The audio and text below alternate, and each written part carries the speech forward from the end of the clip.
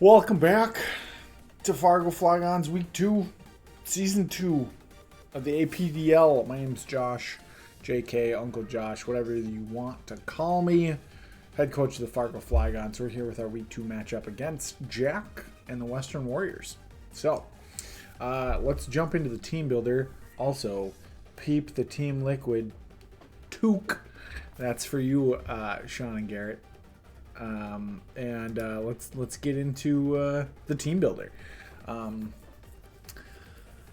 When looking at Jack's team, he's got a couple really scary threats. He's got things like Salamence, Crocodile, Tangrowth, other threats in the bottom half, like Espeon and Durant. So I wanted to bring this week a mix of bulky offense and obviously like my Rain core. Kingdra just kind of runs through his team a little bit.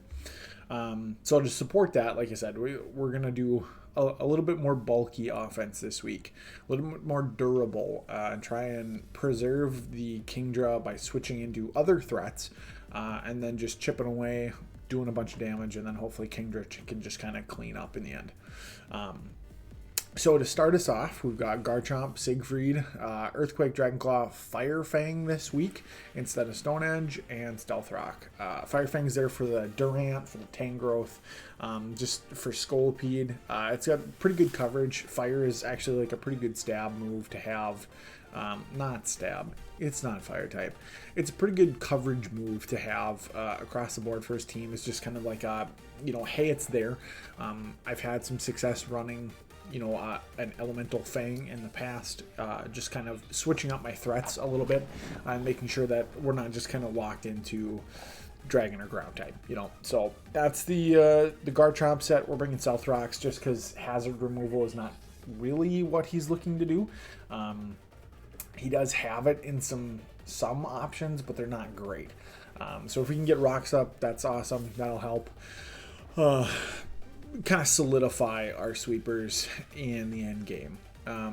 Stat distribution, 419 HP, 394 attack. Like I said, bulky. We are adamant though, rough skin, rocky helmet to deal with if we take physical attacks. You don't really want to switch into a Garchomp, and if you do, we're gonna make it unfortunate for you. And then we're 242, fast enough to outspeed a couple of things, but really this is in for you're staring Garchomp down the face. You got to switch out, and whatever switches in is not going to appreciate an EQ, a Dragonclaw, or a Firefang. So that's our Siegfried this week. Moving up, Spartacus, like I said, bulky offense. We're actually running an Impish Conkeldurr this week with leftovers and Iron Fist. Not the probably the ability that most people think we would run. Especially when we have access to like Guts or the Iron Fist is kind of like always going to be secondary, but I actually really like it. We have Power Punch, Power Up Punch, Drain Punch, Ice Punch, and Mach Punch. So we've got Power Up Punch to help steal more health with Drain Punch. Also makes Mach Punch really, really deadly. After like one or two power punches, all of a sudden we're hitting with priority really, really hard. And Ice Punch is there for a number of things. Salamence, Crocodile, Tangrowth, Rhyperior. The Ice Punch is just really, really good. 413 HP, 316 attack. We put all of our investment into defense and HP, thinking that like the power up punch is going to give us the attack stat that we need to kind of help, have the offensive check there. But 316 is nothing to scoff at either. The rest of the stats don't matter. And that's the Conkeldurr. That's Spartacus. Coming and making her Season 2 debut is Sylveon Astolfo. This is our special wall for the week. So we've got leftovers, Pixelate to turn normal type moves into fairy type moves. We're Calm Nature to boost that special defense. 393 HP and then 394 special defense. Like almost hitting 402 stat categories for like a tier 4 Pokemon. I don't think I have to say much more. Hyper Voice, Wish, Toxic Protect, Leftovers. We're gonna be bulky. The Western Warriors don't have a lot of specially offensive threats, but there is some things that we want to make sure that we bring some type of a wall, and Sylveon does that pretty well. So excited to get it off the bench and into a game this week, hopefully, and we'll see how big of an impact it can actually have. Next up, the next two are going to be really short and sweet. Atalanta, the Pelipper, and Kingdra, Achilles. Same sets as week one. We're bringing the rain with Pelipper, Hurricane Scald, U-turn Defog, bold nature, drizzle and damp rock. Bulkier set. Set the rain and get out. That's Pelipper's job, and it's gonna do it well. And then of course, Kingdra is our special sweeper. Life Orb, Mata, Swift Swim. Speed goes to the 500s when we get the rain up. Draco Meteor's gonna hurt everything on his team. Ice Beam, Hurricane, Surf there for coverage. There's not a whole lot we get to switch with these two, but that's being said, like, you don't need to switch a lot. So we could have brought like Flash Cannon or something cute for Kingdra, but just like 100% accurate Hurricanes are good. Are good enough. Ice Beam is definitely my best coverage move.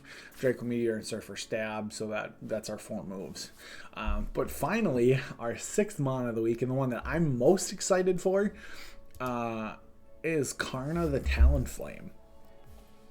In prepping for Jack's team, I didn't realize how much of a baller this thing is. Like, we're choice banded.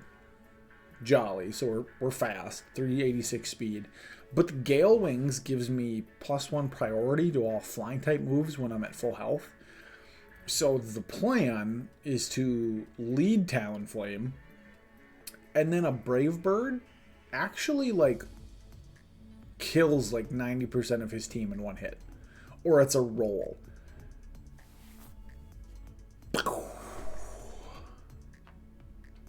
And then like Abandoned Flare Blitz later on, or U-turn.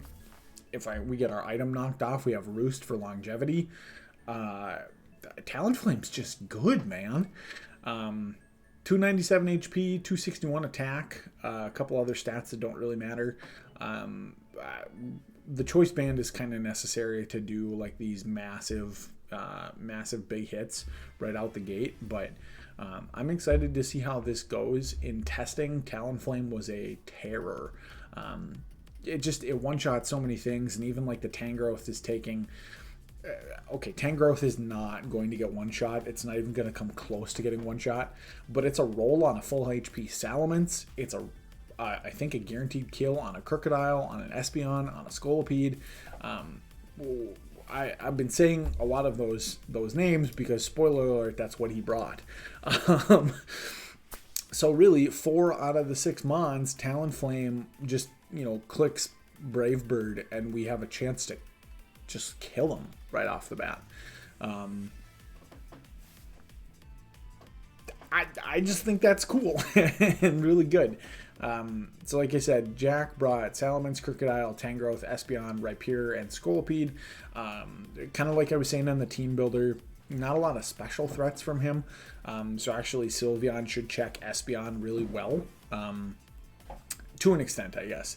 There's things like Magic Bounce for Toxic and things like that. If he has it, that'll make it harder, and it could kind of get into a spot where it's like, hey, we have Sylveon in front of the Espeon and neither of them can really do anything. And then I can get a Wish Up, swap into something like a Talonflame or a Garchomp, and be able to just kind of kill it pretty easily if we get into that spot. The Salamence and the Crocodile are definitely scary. Dual Moxie Sweepers is terrifying. I'm not gonna lie, but I think we have some good checks. We brought bulky offense this week, like I said. Nothing really like truly defensive, but the Kinkelder's got a ton of HP and a good defensive stat investment. And we're bulky in the Pelipper and in the Garchomp. So I think things should go pretty well. And let's get into the game. So right off the bat, like I said, we were going to lead Talonflame and just click Brave Bird on anything that comes in. Except he leads Scolipede. And if it would have been a lead Crocodile, a lead Salamence, a lead Espeon, we would have clicked Brave Bird and tried to kill something. However, because Scolipede is weak to both my stabs, I know he's going to switch. I absolutely know he's not just going to sack off his Scolipede. So we go for U-turn on turn 1. Yay, abandoned U-turn. He switches out like I thought. The Rhyperior takes 13%, and we switch out. It is Rocky Helmet, so we lose our Gale Wings for later, but we do get to go into Pelipper and set up the Rain. So not a bad first turn, and now I think we're in a really favorable spot. He actually switches out to Espeon, and I didn't read the switch to Espeon to go for the U-turn. I more or less thought to myself, like, what's a Rhyperior going to do to Kingdra? Like, if I take a little bit of damage coming in, not a big deal. I'm faster than everything because the rain is up, and I just kind of click the right move, and we start killing things. So I could have gone for a Scald there to, get big damage off on the Rhyperior, but also, like, the U-turn, yeah, sure, I take some Rocky Helmet damage, but it's not like it's not a losing play, and it's not even like the worst of the two plays. I think it's the best play overall. We get lucky with the U-turn switch into the Espeon. We get to bring out Kingdra, and then we've got 6 turns of rain, and Surf is a kill, so Espeon goes down. I think really he just didn't really have a good switch in to it. A Stab Surf is doing a lot to everything on his team. Even the Tangrowth doesn't really appreciate it. So he lets that go down. The Tangrowth comes in. Hurricane.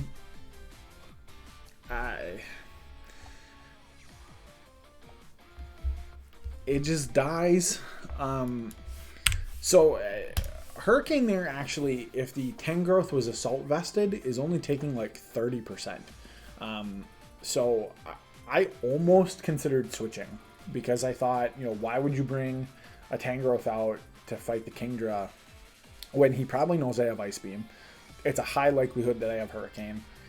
So I'm thinking it's got to be Assault Vested, right? And it'll live this and be able to, Giga Drain and do a ton of damage to me. It might not kill me, but I'll be severely hampered in like moving forward because I have a Life Orb and things like that. But no, it just dies. The Hurricane does 100% damage, and we're up 6-4, 4 turns in. So we're feeling pretty good.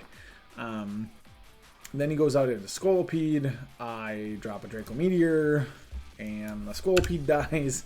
And you're starting to see why Kingdra should not be a tier 3. It should be way higher. And I can't believe I just said that, but we're doing really, really well. We're at 71 HP, 3 turns of rain, and then the Dwagon comes out. And here is where I make, not a misplay, but I had to make a decision. I'm up 6-3. I have 3 turns of rain left. I do have -2 special attack, but actually it is a roll for a Draco Meteor to still kill this thing.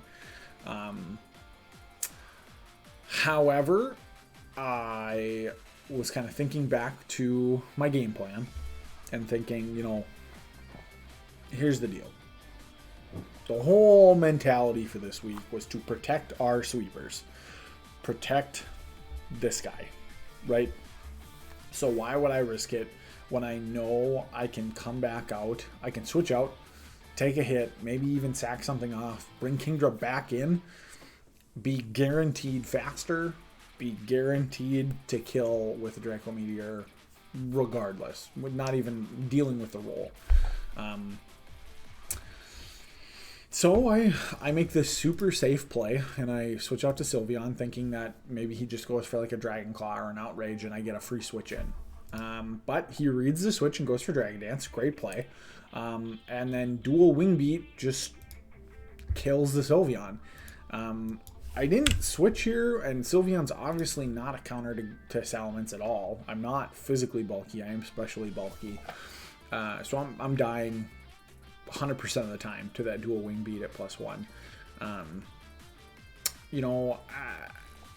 It was kind of going back to that same scenario that I just said. Like, if we sack Sylveon off, the Espeon's already dead. Sylveon doesn't really have any use for me anymore in the game. So we sack it off, and he gets the Moxie boost, which is scary, but Kingdra comes in, and Ice Beam is 100% killing him from there. No questions asked. We're faster even with him at +1 because he's got the Life Orb, so we know it's not, it's obviously not Scarfed. It was close. I mean, I'm not like super outspeeding him at this point, but it's enough to where I was super comfortable just clicking Ice Beam and not worrying about it.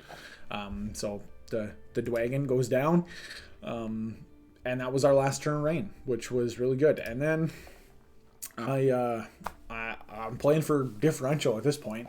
I don't have rain anymore, so I got to get Pelipper in at some point to be able to outspeed the Crocodile, which will kill me with a knockoff, and it will be faster if it's Scarfed. So I go into Kinkelder because I wall it. I mean, it's not going to do a ton of damage to me. The knockoff does 23% on a crit. And we just Drain Punch the Rhyperior on his switch out. I go for Power Up Punch here to increase my attack stat. He goes for Counter, which is a really cool move. But the Drain Punch after the Power Up Punch is enough to kill him and take the Rhyperior down. And now I am actually bulky enough to live a close combat from the Crocodile, and 2 Mach Punches is enough to take out Steve Irwin, and we get a 5-0 win. 14 turns. I'm pretty happy with how we played. I don't really think there was a misplay at all on my part, and I think really it was just a factor of like my team is built really well to handle Jax. I don't think he played badly. I don't think he misplayed at any point really. I just think that my team is really good, and his didn't have something that could stop the Kingdra. We saw last week where Quincy brought the Havenberry to live a Draco Meteor. Maybe something like a damage reducing berry or an assault vest somewhere along the line would have been the play to stop the Kingdra and avoid it getting 4 kills this week. But Garchomp never even saw the battlefield. We still had more rain with Pelipper. The Kinkelder did its job really well, getting 2 kills and surviving hits from the Crocodile. Like, that's kind of absurd. And the Talonflame, like I said, is strong enough with that ban to be able to do some real damage. So I think it was a pretty cut and dry game. Not much to say, but good game to Jack. I hope the rest of his season goes well. I know he's 0-2, but I really hope that he can get a couple of wins and build his confidence going into a wild card push. Because his team is scary, and I would love to see it do well in the coming weeks. So a little bit shorter of a video, not as like in-depth analysis, but nonetheless, thanks for watching. Appreciate your support, and I just go Flygos.